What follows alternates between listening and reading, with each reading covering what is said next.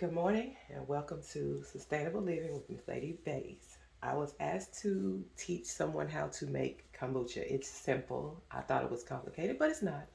Unfortunately, I had already made my beginner, the tea part. So you just basically make sweet tea to your liking. So I did this last night and I let it sit on the counter until it cooled off. Added the sugar, sweeten to your taste, but not too sweet. Make a probiotic, not a sweet fruity drink. And a couple of bags of green tea. This is what I use. It's organic green tea. And this will be my third batch of making kombucha. Okay. So once the tea is done, as you can see, I'm moving the bottles. Add the tea to a jar, glass jar, pickle jar, covered it with a towel. This is from my first batch. And this is what you call the SCOBY. I was given a SCOBY by a friend to make my start. And this is what grows on it. Here it is. It's all slimy, yeah. But that's what you want. And it grows. And after about 2 weeks, you get that vinegary smell. So what I'm going to do now is add the tea that I already made. And I used 6 tea bags. Started out with the black tea, but I want the green tea because I like green tea. I like the black, but I prefer the green. And add the SCOBY back. And just pour the tea into the jar. This is all you do. Fill the jar up.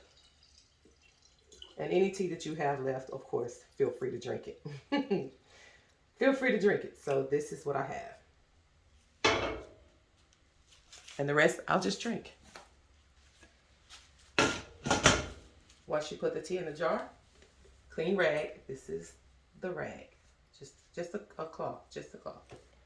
Rubber bands to secure it, to keep the bugs out. And set it on the counter for 2 weeks. And then it grows that lovely thing that you saw in the jar. And after 2 weeks, you strain it and you bottle it. I reuse bottles and I just wash the bottles and boil the bottles, sterilize the bottles as if I were canning something or jarring some food. And then you strain it into a bottle. The color came from raspberries and blackberries that I have in my yard. So this is something that I did not have to buy. Of course, I ordered these lovely bottles from said Amazon. Yes, said Amazon. Anyway, put these into a boiler. Sprinkle just a little bit of sugar. Add some water, not much, about a cup of water to the berries. You will then strain the berries. Yes, strain the berries into a bowl. Strain said berries after you boil them. Let them cool. Do not add this while it's hot. You do not want to kill the beneficial bacteria that you have grown so nicely. And then once you strain it and let it cool, this is what you're left with.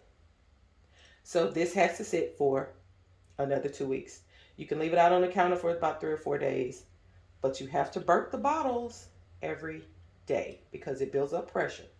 And after the 3rd or 4th day, you will set it in the refrigerator and you will no longer have to burp the bottles because it stops all that. So close the bottles.